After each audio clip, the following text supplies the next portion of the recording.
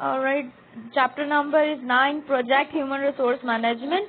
अच्छा, लाजमी नहीं है कि हमें जो यहाँ पर लिखा होगा, अब जैसे हमारे पास एक सब्जेक्ट पढ़ने के बाद एक पूरी हमने इसका एक सब्जेक्ट पढ़ा है, तो हमारे इस टॉपिक से रिगार्डिंग हमारे पास वाइड नॉलेज है, वाइड नॉलेज एरिया है हमारे पास। तो हम क्या करेंगे, हमें टॉपिक को सिर्फ देखना है and whatever you know about the topic ना, do write it in your exam.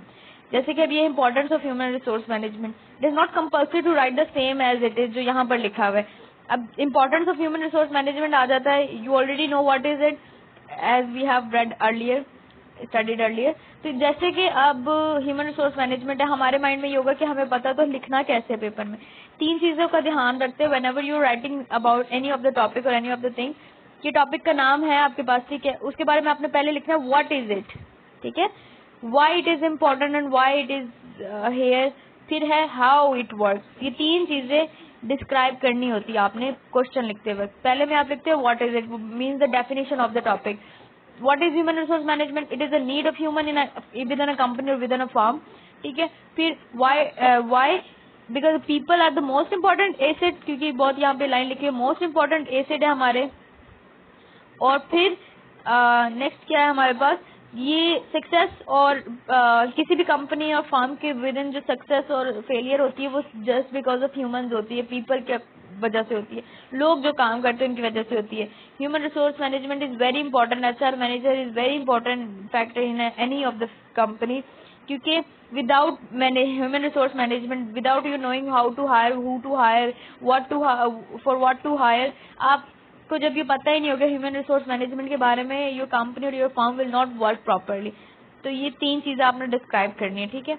आगे है work force, the global IT work force. अब वर्क फोर्स का कॉन्सेप्ट आपको पता होना चाहिए, what is work force. Work force की जो डेफिनेशन है वो ये है कि पीपल, नीड ऑफ पीपल, यहाँ पे लिखा भी हो, need of people to develop maintain IT hardware software network and application. It is related to IT, but basically what is workforce, workforce is a need of people, लोगों की जरूरत जो होती है उसे हम वर्कफोर्स कहते हैं। और ग्लोबल आईटी वर्कफोर्स क्या होगी कि जैसे कि हमें पता है आईटी जैसे कि day by day rapidly successful होती जा रही है, एआई आ गया, AI is the most dangerous and most developed thing in an IT. तो आईटी जैसे जैसे डेवलप कर रहा है, हमें उसके लिए ज्यादा से ज्यादा वर्कफोर्स की जरूरत होगी, ज्यादा से ज्यादा लोगों की जरूरत होगी।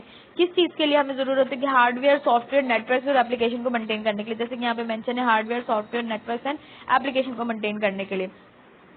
ग्लोबल जॉब मार्केट, इसको करने की भी जरूरत नहीं है, इसको भी करने की जरूरत नहीं है, जस्ट गिवन द नॉलेज है कि आपको बताया गया है कि कैसे कैसे किस किस सन में किस किस ईयर में क्या क्या हुआ है। नीचे है दिस स्टडीज हाईलाइट, ये भी छोड़ दे। Implication for the future of IT human resource management. Implication का मतलब मुझे नहीं पता। For the future IT human resource management, let we read the paragraph, maybe हमें मिल जाए इसका मतलब। It is crucial for organization to practice what they preach about human resource. If people truly are their greatest assets, organizations must work to fulfill their human resource needs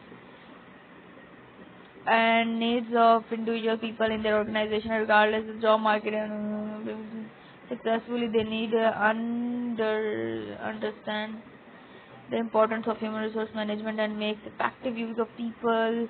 Proactive organizations address current and future human resource needs by improving the. All right. In this topic, we are discussing about how to fulfill the human resource needs. For example, अगर human resource management important है, human resource मतलब human को human resources का मतलब, sorry, I have missed something in a previous topic.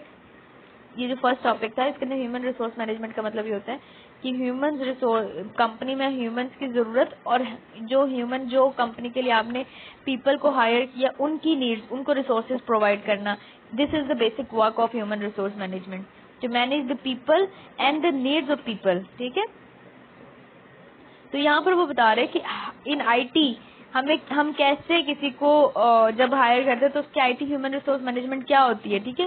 Future में जो IT human resource management है वो क्या होती है।